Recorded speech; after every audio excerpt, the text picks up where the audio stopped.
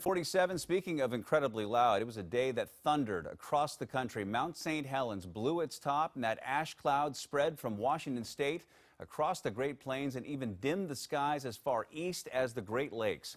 Q13's Tim Joyce has more on the eruption, which was 41 years ago today. And Tim, you've been there. You've been on this mountain many times before. Yeah, not quite in the massive 1980 eruption. I was only 7, but the minor eruptions that happened in 2004, the pre-eruptive period there, that happened for several years there afterwards. 1980 eruption, though, changed the landscape of a region and put an exclamation point on the fact that we do indeed live in volcano country. Now, the mountain mostly sleeping this morning, 41 years before the huge eruption as seen from the Johnson Ridge Observatory.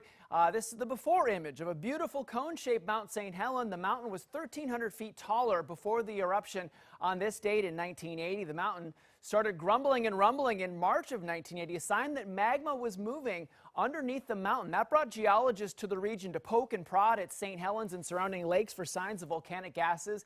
Here's volcanologist Dave Johnston with a helmet on getting a water sample there. Dave Johnston, one of the many on duty this morning 41 years ago on the ridges that surrounded that rumbling mountain, where geologists knew pressure was building underneath and minor tremors were getting stronger. When at 8:32 in the morning he said over the radio, Vancouver, this is it." Those were the last words the 30-year-old from the Chicago area ever uttered. It was the moment an ash cloud shot up into the stratosphere and the northern flank of the mountain gave way too. 57 people died in the blast, and the lahar that rushed down the Toutle River carried debris and ash, and millions of acres of land and wildlife wiped out in minutes.